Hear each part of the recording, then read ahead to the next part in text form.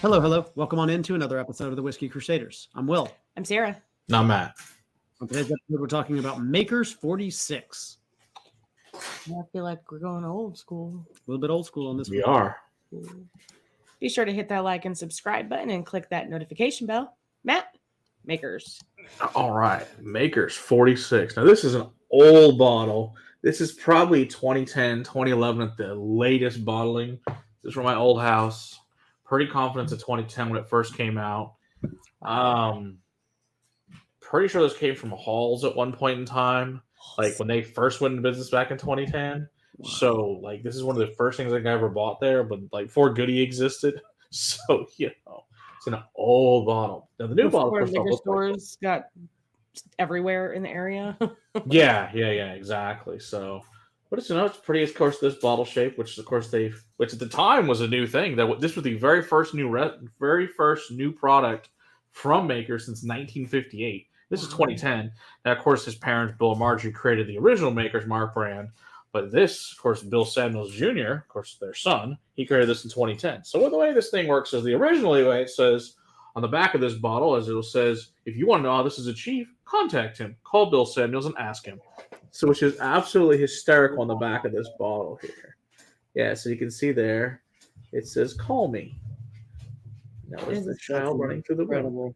Is his phone number on there? Yeah, no, but it's just funny. It's like, contact me and I'll let you know how it's made. It's like, so it was a trade secret at the time.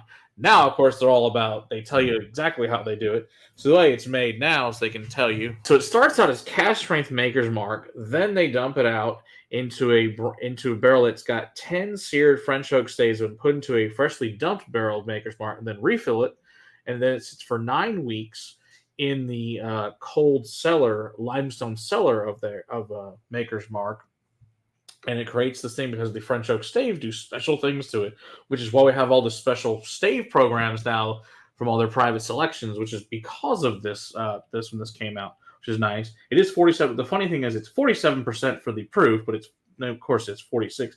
And the reason it's 46 is because in the Independent Stave Company, in their profile, French Oak Staves was number 46. So really great way they named it. I think that's hysterically funny. That's what it is, of course, still the same mash bill, 70 corn, 16 wheat, 14 malted barley. So they said it's about 6 years old now. In 2022, they got the new bottle, which, of course, looks pretty much like the standard Maker's Mark bottling because it was confusing for people because whatever. So they have to have it back to the new thing, like, because they can't read. And it's not like anybody else has that wax top. No, it's like, it's pretty obvious it's theirs. So, and of course, now it says French Oaked on the new version of the bottle. And of course, they make a cast strength version of that as well now that you can get in the same squatty bottle. So they changed that bottle. But they kept that bottle style that bottle style for the special editions and all the private selects. Yeah. Right? Makes no logical sense. Unless they're going to have plans to do the same things. And maybe they are, but that's not. I haven't seen anywhere publicly that they're going to do that. Okay. But it makes sense. Why not make all of them that shape? Exactly. But, we wouldn't want logic to dictate. So whatever. It's cool. But anyway, let's see what it tastes and knows like, though. Ooh. Smells like bourbon. Yeah, smells nice. Like regular bourbon. I mean, honestly, I think I might have dropped it to the 46 proof. just to do it. Yeah, I always felt like a long time ago. Oh, it must be 46. Nope, it's 47. It's like, okay. Wanted to make it both to be consistent. Sorry, that's maybe it's 46. It wasn't great though. It's certainly impossible. My guess is it probably wasn't great at 46. Is probably why it's at 47. It's crazy what one proof point can do. It is crazy. But yeah, lots of oak, caramel, vanilla, super vanilla, and a lot of spice on this one. I'm getting tobacco, cardamom, black pepper, clove. Yep. Very leather, very oaky. Tannic, oaky. Yeah, antique shop, butterscotch, medicinal cherry. It's got the cherry. Maker's always been cherry for me. Yeah, a lot of dark, heavy, like really thick molasses. Yes. And it's almost like burnt molasses. Yeah. I would think like almost like tar. Can you caramelize molasses? I think it is. That's what they make the roads with, I think, around here. That's why they kind of keep replacing them. Barnyard. Yeah, that nice dirty, Yeah. That Dusty hay. that all those corn notes and identifiers are right there, but I still get a lot of that sweet from the wheat. big, cracked earth, open fields ranch. Yep. Smells nice. Smells like bourbon. Smells like bourbon. Smells like good bourbon. Mm-hmm. So with wines, I'm typically looking for coconut and like a French toast. Okay. Whenever I'm getting a French oak. I get a lot of fruits on French oak. Yeah, usually I get a lot of fruits. Yeah. A lot of fruitiness. And Neither one of those things are coming through. No, they're not. Fruitiness. Okay. I think it's mostly because we do French oak on malt, and that's where we find our malt markers. With that.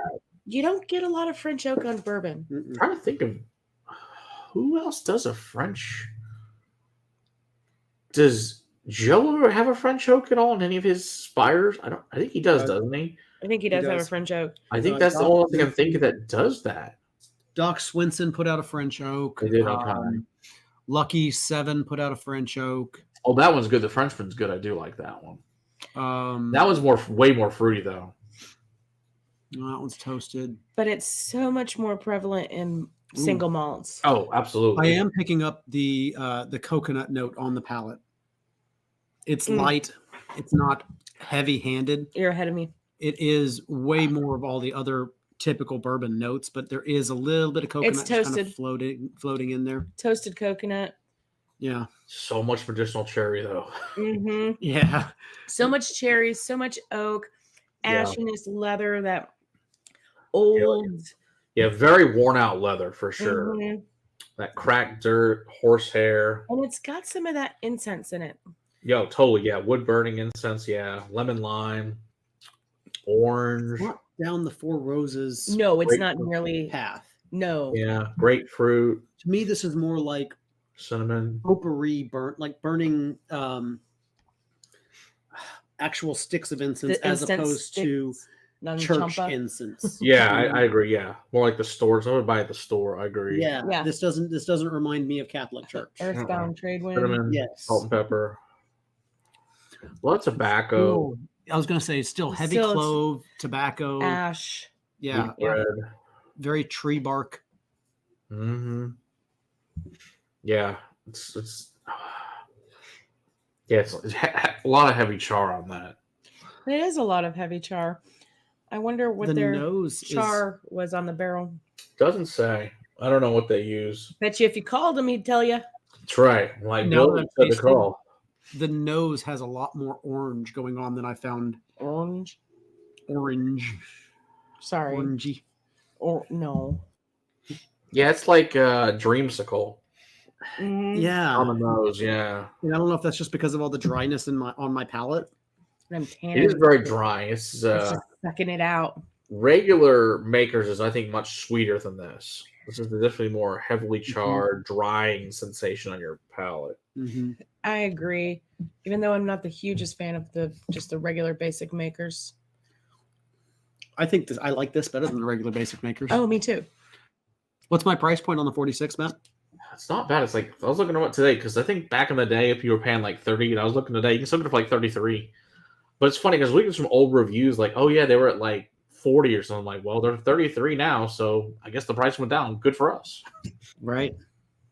Or at least they were on sale. So maybe they were able to drop the price on that one because they upped the price on their special bottles. Yeah, that's true. Because the cask strength I think is like 50, 55 of this, something like that. So yeah, but it is good though. 101 or something like that. Yeah, there's a Maker's 101. 101. Oh, yeah, that's right.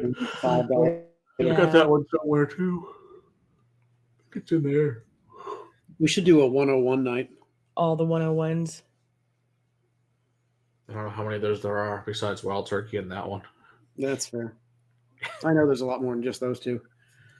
I'm sure we could find some more. Bach does at 101. I'll find a bunch. We'll see what I can do. All right. Sounds like a plan. All right. Okay. You vaulted yourself for something now. That's right. All right. This is good stuff. Get you some. Yep, I like it. Don't forget to hit the like and subscribe button and click that notification bell. Come hang out with us live on Monday nights and check out the Patreon for behind the scenes fun. And until next time, Keep on crusading for better whiskey in your glass. cheers. Yeah, interesting to compare one of these to one of the newer versions.